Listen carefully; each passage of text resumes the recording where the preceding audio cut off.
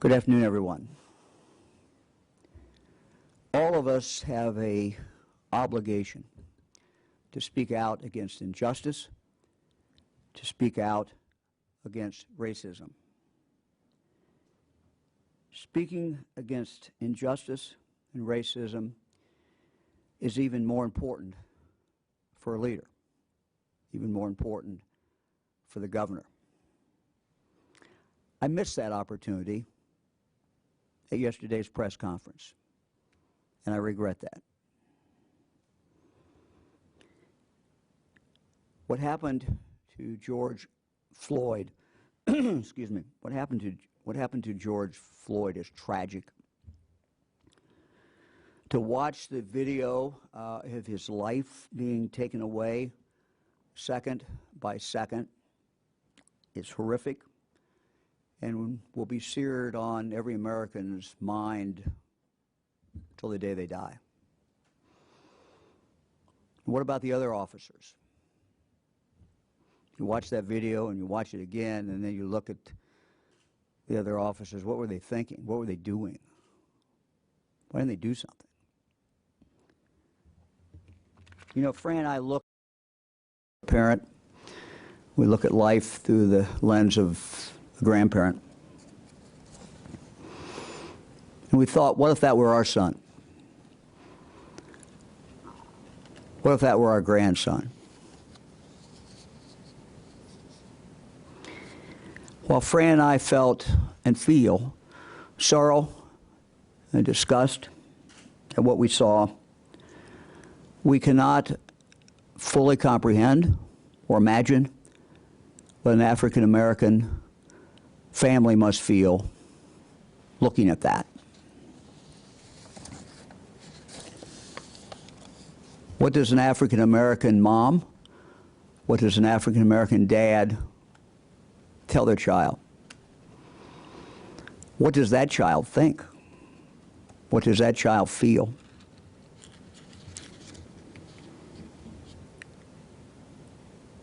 As a former prosecutor and attorney general, my thoughts when I see misconduct by police always goes to, where's the police training? Did they have the right police training?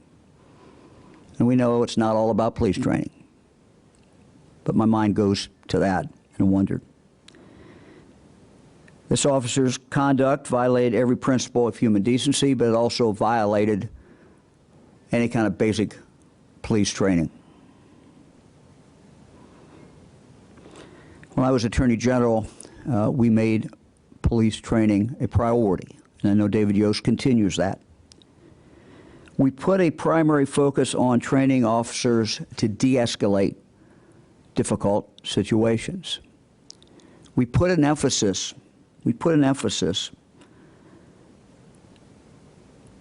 to help officers understand their own implicit bias and to understand that we all, whether we realize it or not, have some biases. We put emphasis on training them how to deal with those. We also put emphasis on how officers can recognize those with mental health problems. No indication in this case of mental health. But my point is, these were three areas that we felt were very important. We have accomplished a lot in this area in Ohio, but not enough, and we must do more. And so my commitment today to the citizens of Ohio is that we will do more, that I will work with the leaders of the General Assembly, that I will work with the Attorney General, David Yost, and we will continue down this path and do more in this area. It's very important that we do that. You know, we have in Ohio over 35,000 police officers. Police officers who risk their lives every single day. They protect our communities. The Columbus police officers who responded to the State House area yesterday put their own lives at risk and did an excellent job. The vast majority, almost all police officers, do a good job. But we have a moral obligation to make sure every officer, all 35,000, have the proper training. And we also have the obligation to do everything we can as a society when there is one who is not doing that, one who might be a racist, one who might have other challenges, to make sure that they stop being a police officer.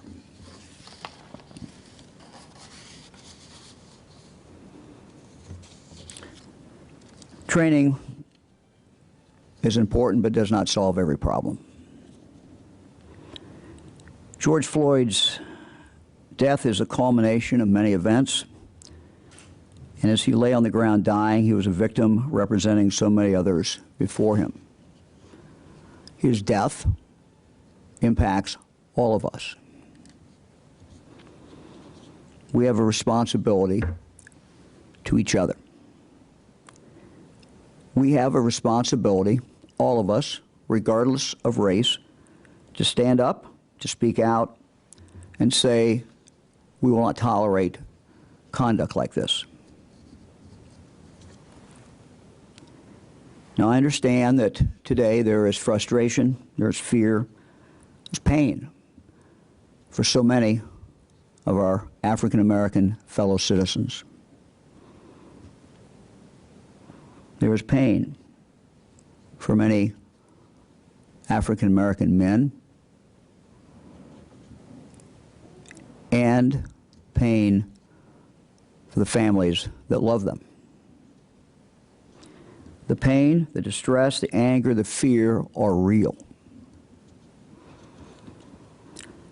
I want to make sure, as governor of this state, that I say to every African American male, women, children, you're valued.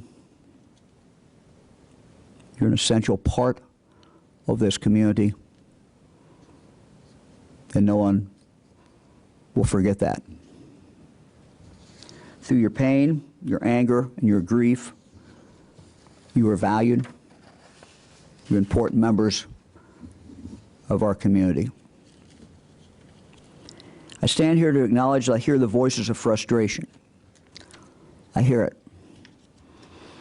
I receive those words and emotions with empathy and a commitment to seek solutions and justice, to seek justice when it is denied. Last week we talked a lot about health disparities in our minority communities throughout Ohio. We talked about how health disparities among our minority communities have been really laid bare by the COVID-19 pandemic. And so as we continue to navigate our lives through this coronavirus, we will, as I said the other day, we will focus much needed attention on the health disparities impacting African Americans and other communities of color. That is our commitment. We made a commitment to increase access to testing in both urban and rural areas of Ohio to help those most vulnerable in regard to COVID-19. We will do this. It is the right thing to do, and that's my commitment to you. We will drive testing. We will get it done. We will work with leadership in each community and underserved areas of the state of Ohio. Let me talk about last night. Protests expressing outrage are not only understandable, they are appropriate. We want Ohioans, as I've said many times, to exercise their First Amendment rights, no matter what they're protesting. Ohioans should speak out against wrongdoing. Ohioans should speak out for change. They should speak out for unity, for an end to injustice. In all aspects of our lives, we must not allow hate to prevail over love, over kindness, over compassion. And so I ask my fellow Ohio citizens today that as you gather in protest in the coming days throughout Ohio, regardless of the issue, please do so peacefully. We must not fight violence with more violence. Peaceful protests and the exercise of our First Amendment rights are an important part of our civic life. But when protests turn violent, lives are put at stake. As Abraham Lincoln said, a house divided against itself cannot stand. And so in the shadow of the Ohio State House, where President Lincoln once stood, once spoke, we need to heed his words today. We need to stand together as Ohioans, all of us, together. Not some of us, but all of us. We are all created in the image of God. And we all must remember that every day. Thank you very much. Be happy to respond to any questions.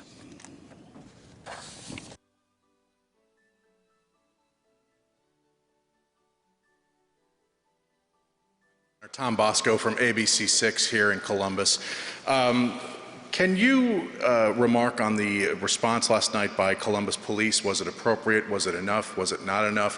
What about the possibility, or did you ever entertain last night bringing in any extra forces, National Guard or any other forces like that? Notified by Public Safety Director Tom Stickrath last evening about what was going on at the State House. He kept me informed through the night. I think the fact that there were no injuries, serious injuries, is a tribute to the work done by the police. We did not at any point discuss bringing in the National Guard. The Highway Patrol, of course, was there. Highway Patrol did what they do in regard to the State House. So, that's what happened. What happened last night? It was a Columbus Police Department was in charge, and that's the way that should be.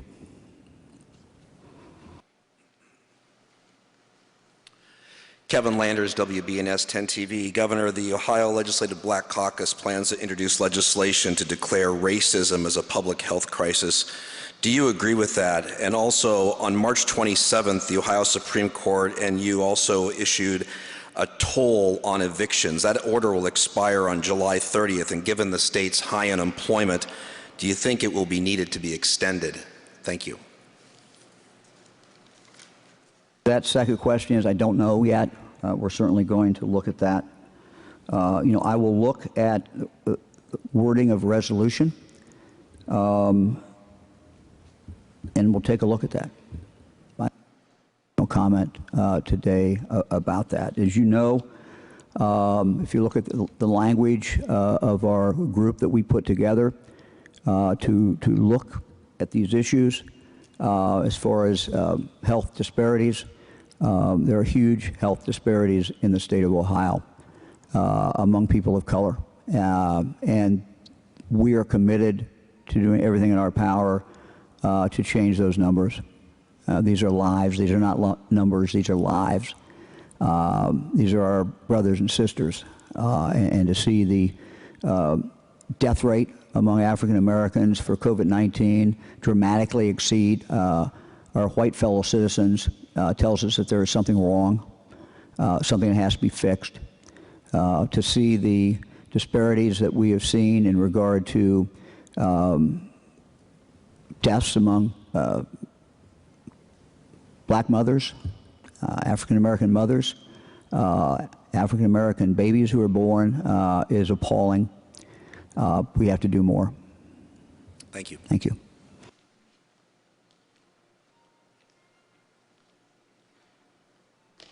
Noah Blendo, Hannah News Service. Governor, you talked about police training. I wonder how you feel about the system today in regard to reviewing police use of force and whether there's more for the state to do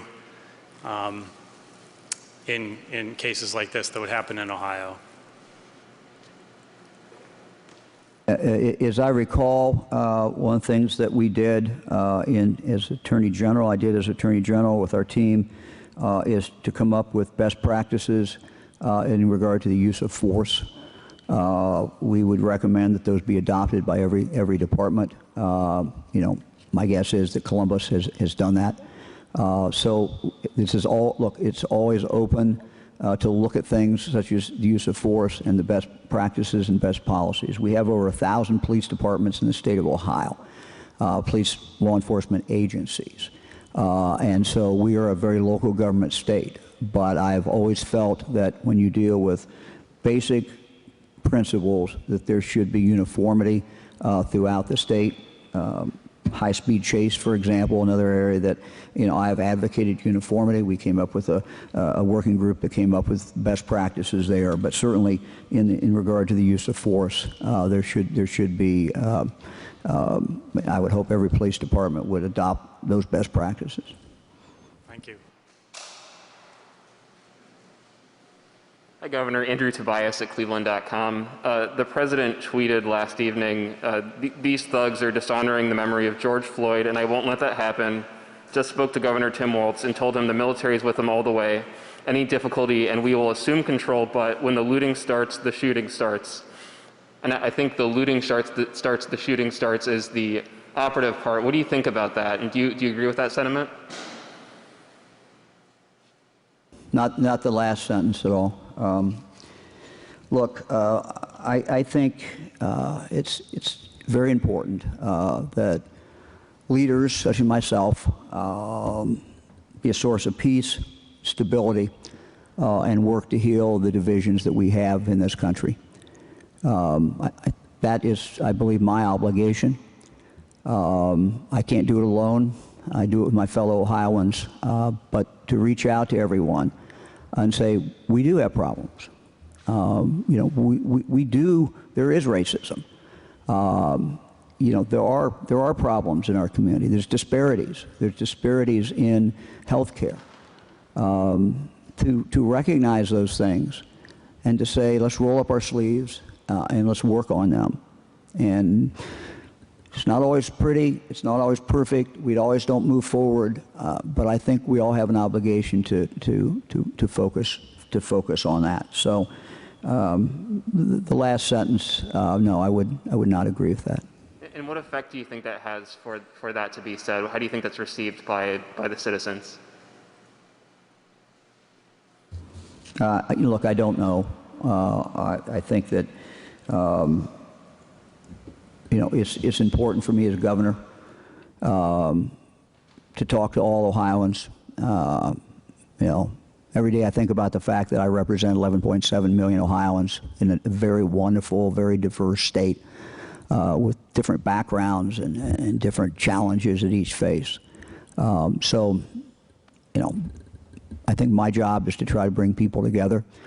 We don't always come together, but we got to keep trying. Thank you. Hello, Governor. Ben Schwartz with WCPO in Cincinnati.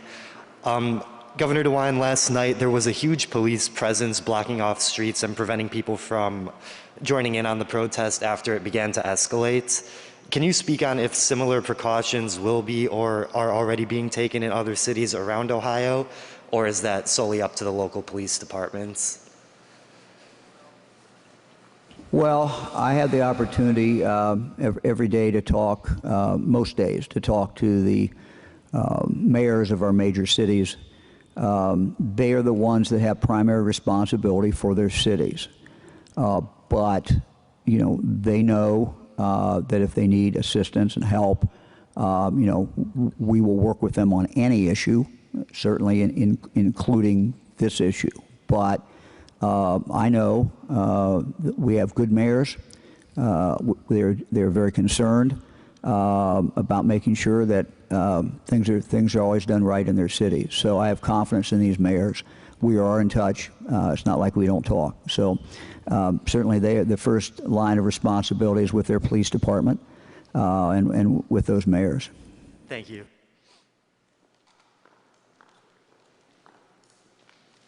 Adrienne Robbins, NBC4. Governor, thank you for being here today and doing this. You asked these protesters to protest peacefully, but some of them have responded to that call for peaceful protests and say, you know, we did try, especially even kneeling for the flag, things like that. Those things have been condemned.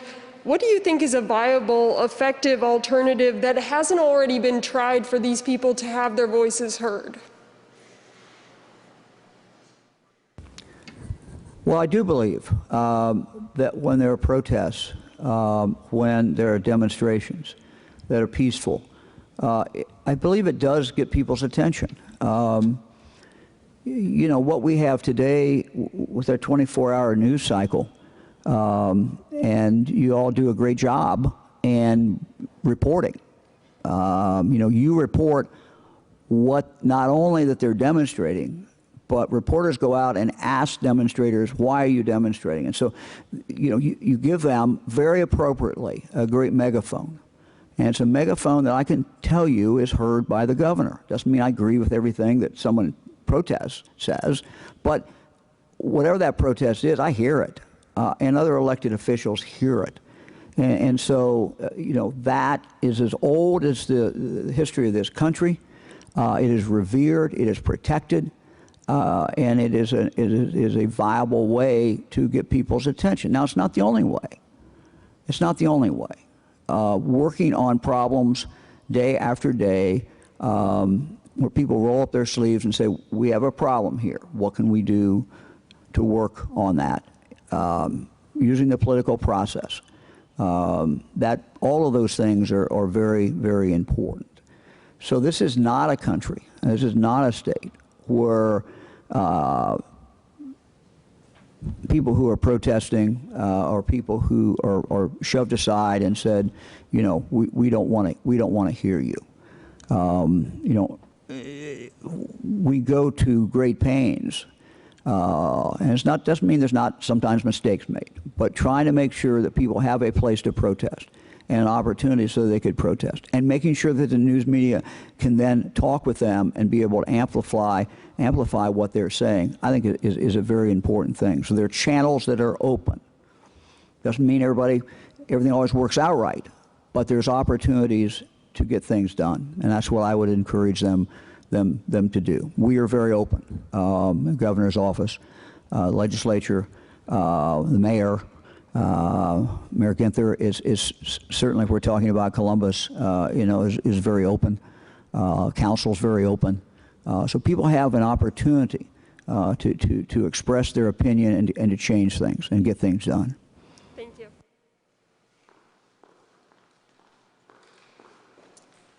Hi, Governor. Tanisha Johnson with Spectrum News. Question is, moving forward, what kinds of conversations and possible actions do you plan to take or to have with organizations like the NAACP or Urban League moving forward, and how we address racism, fear, at a time when there's still a lot of frustration? And then the other question is, should every locality have an outside agency investigating when something like what happened in Minneapolis occurs? Okay, I did not get the rest. I did not get the last part. I'm sorry. The second part again is, should every locality have an outside agency investigating when something like that of Minneapolis occurs? You know, look, I think it depends on the local community. I can't speak to what is in place as far as a review in every community. Yes, there always should be some place to review. Police conduct always has to be reviewed. That's just part of our system. We are working very closely with some of the groups that you've talked about in regard to public health, in regard to getting testing out around the state. And these groups are an integral part of that as they work through the federal clinics who serve people throughout the state who are underserved, and we are working directly with these clinics to make sure that we get testing out. That's just one example in the healthcare area. But in terms of what we've seen happen over the last night with protests and things like that, that's what I mean.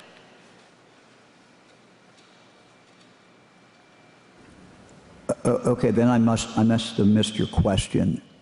Just state it again, then. Okay. Moving forward, what kinds of conversations and possible actions do you plan to have or take with such organizations like the NAACP or Urban League when we talk about racism, fear, especially at a time when there's much frustration, but in connection with the protests? With them on health issues. That is very, very important. The tragedy that we're talking about today did not occur in Ohio, but that does not mean it does not impact us. That does not mean it's not important. So one of the things that I think is important is for the governor to be a good listener. So I'm going to be communicating and listening to these very respected organizations to see what ideas that they have as we move forward. So that's my commitment. Thank you. Hi, Governor. Andy Chow with Ohio Public Radio and Television State House News Bureau. When it comes to the issues of racial health disparity, and now with the issue of people of color dying under police custody, there are leaders out there who say that in order to address these problems, it must be recognized that there is structural racism. Do you believe that structural racism plays a part in all of this? Do you believe that it's a root of the problem here? Well, I think there's a lot of things in play. Does racism still exist? Sure. Is an implicit bias that we all have, and sometimes, most of the time, we don't recognize we have that. Yeah. Are there long-term disparities in access to health that are driven by a number of different things? Yeah, there is. Most of what drives a lot of things where you see disparity is lack of access to education, lack of access to health care. The history of racism certainly does have something to do with that, but it doesn't mean that every problem that we have is racist, or every time that we have a situation where an African American isn't getting the opportunity they need, it does not necessarily mean it's racism.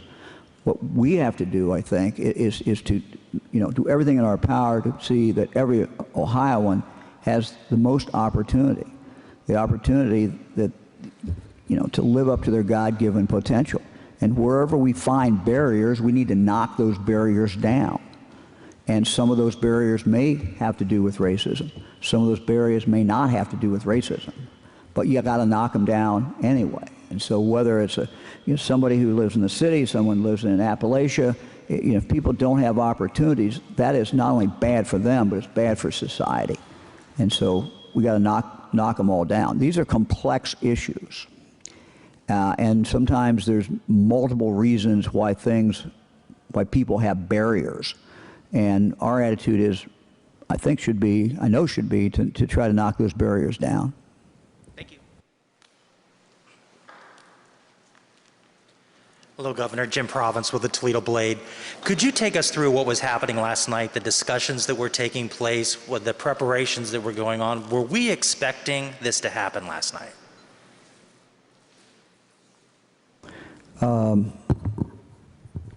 I was not expecting this to happen.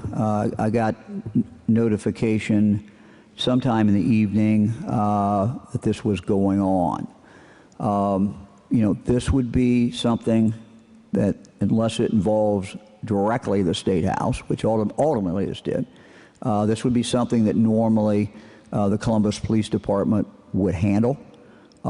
They would be in touch with the Highway Patrol and the sharing of information. So that would be how that is normally played out. I got my call probably, it was 10 o'clock. So maybe a little before 10 o'clock. But this, again, if this was something that was occurring on state property, a prison or something, I would have got the first call. But this is done normally. I mean, procedures, as far as I can tell, were filed correctly last night. Police took the lead. Columbus Police take the lead, and that's the way it should have been handled. Thank you.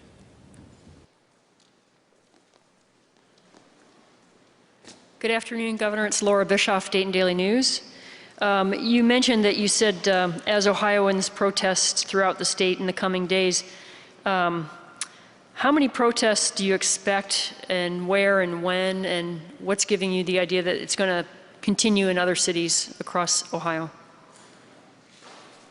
Well, I'm reading the news accounts. The way the news works today, you guys tweet things and put things up, and I don't have to wait till my morning Dayton paper gets there. So, I'm reading it. I'm also talking. I talked this morning to Nan Whaley, and she in turn, my request was in contact with other mayors around the state. I got a little report coming back from her. Talked with her a couple hours ago, but just to gotta get a report from what's going on around the state. And look, I mean, I'm guessing at some of it. I don't think we know where there are going to be protests. We have some indication on social media, things that have been seen. But, it's just important, I think, for, look, people have a right to demonstrate. They should. In some cases, they have an obligation to demonstrate. But it's important for them to be peaceful. We don't want to lose lives. We don't want to see people hurt. Thanks.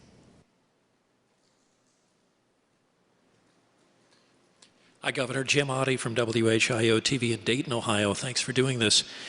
Let's talk about tonight and tomorrow night. Are there any special preparations here at the State House or at any other state facilities that might directly or indirectly become a target of something like this? And I'm talking about violence now. What preparations might we see here to prevent a repeat of what happened last night? Jim, I'm pretty transparent and open, but the one thing I've learned throughout the years is not to talk about security issues. So I'm not gonna respond to that.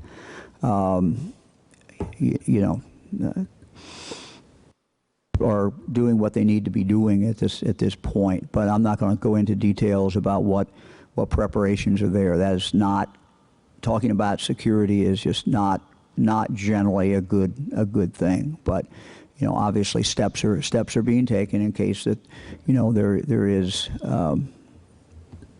more violence. So yeah. Thank you, Governor.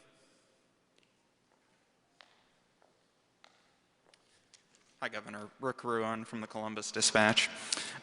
You made a statement earlier to the African American community in Ohio that they're valued, but many of the protesters from last night would probably say that that doesn't really play out practically in our state. What practical policy changes are needed beyond police training, as you already talked about, to make that a reality, and how will you work to make that happen? Look, I think it has to do with everything that we do. We made a decision. I know a lot of people are unhappy about the decision, but when we had to cut education, we made a decision, quite candidly, not to cut the poorest school districts. Many of them have a significant number of African Americans. Some of these poor school districts are in Appalachia. But we made a conscious decision, and that was not popular with school districts that didn't have as many poor kids. These are decisions that we make in government every single day.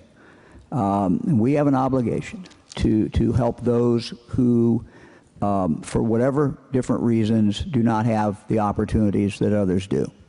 And so we've done that. My emphasis in this state legislature, I want to thank them. Their emphasis on early childhood education has a significant impact on the African American community. Their work and our work in regard to home visiting programs, so the kids get a good start in life. That is vitally important. But what we're doing in the area of health, where clearly there's disparities, where clearly there's inequities, have not solved all the problems.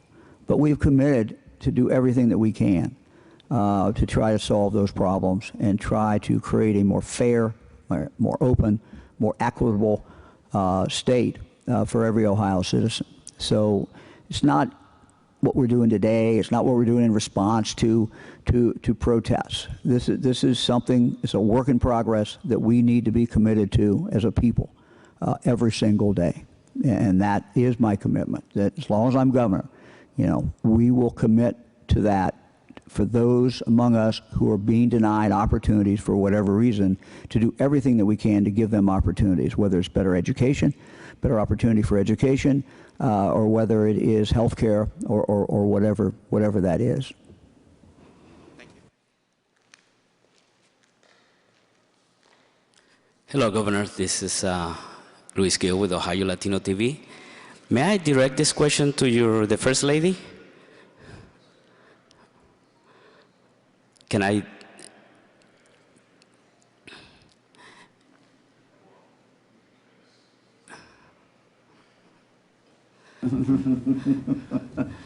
Hello, ma'am. Thank you. Your husband, the governor, eloquently said that police officers risk their lives every day, and I agree totally. Don't you think, or would you like to be part of a task force to help the poor communities, the African American kids, young people, that the education is so vital that they risk their life every day for their future, for the lack of dreams, things that it leads to this?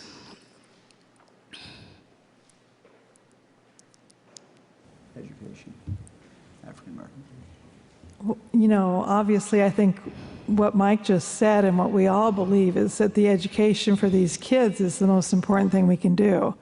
And that's why, we're working so hard to get these kids that really need it, the poorer kids, help in the schools. And all the things that Mike's been working on all year, we know that that's the most important thing. It's just the little things that we do that I like to do is, what I care about is food, making sure these kids are getting good food. And, the Dolly Parton Library that I've been working with, it's just really to help these kids get a good start because they've got books in their homes and they have people to read them and they can learn how to read themselves and just, all these little things that we do for kids, I think it's the most important thing. Thank you very much. Governor Jim Province again. I know it's early, but do we have any estimates on how much damage was done last night, any kind of a monetary figure? And do you have any concerns as to, in the state's current financial situation, to make those repairs? That what, Jim, was the last thing? With the state in its current financial situation, are you confident that you would have the finances to make the repairs? I don't have an estimate. This building, as you know, and you all work in every day, is really a centerpiece of the state. It is something we're very, very proud of. It's got an amazing history, and so we will fix what we have to fix. But I don't have an estimate of damages at all, and I'm sure that that'll be coming out in the next 24 hours, I would think. But I don't have an estimate of the damages. No. Thank you.